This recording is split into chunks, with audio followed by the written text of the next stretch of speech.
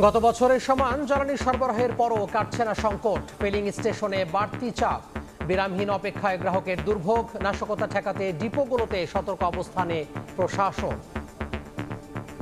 লাইনে দাঁড়াইছে প্রায় 2 ঘন্টার উপরে। তেল যদি টোটালি না থাকে ভাই বলে দিক, আমরা গাড়ি যে ঘরে উঠায় রাখি। মানুষ হারানো হচ্ছে বেশি, এখানে রাস্তাঘাট জাম হয়ে যাচ্ছে।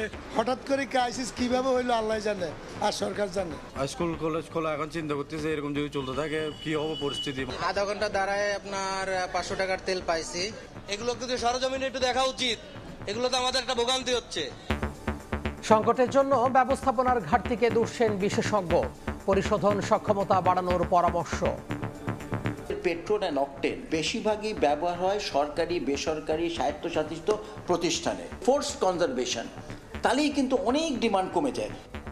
সচিবালয়ে বিভিন্ন মন্ত্রণালয়ে আকস্মিক পরিদর্শনে প্রধানমন্ত্রী তারেক রহমান অংশ নেন। কৃষক কার্ড সংক্রান্ত সভায় যোগ দিলেন সংসদীয় কমিটির বৈঠকে। দুটি বড় দুর্ঘটনা ছাড়া এবারের ঈদযাত্রা যে কোনো সময় চেয়ে স্বস্তির হয়েছে বললেন সড়ক মন্ত্রী। ফেরিতে ওঠার আগে গাড়ি থেকে সব যাত্রী নামানোর নির্দেশনা। হামের প্রাদুর্ভাব মোকাবিলায় ডিএনসিসি হাসপাতালে আলাদা কর্নার। ট্রিকার কিনতে 600 কোটি টাকা বরাদ্দ। স্বাস্থ্য খাতের সংকট মোকাবিলায় সচেষ্ট সরকার, জানালেন মন্ত্রী। ইউরোপ যাত্রায় আবারও সলিল সমাধি।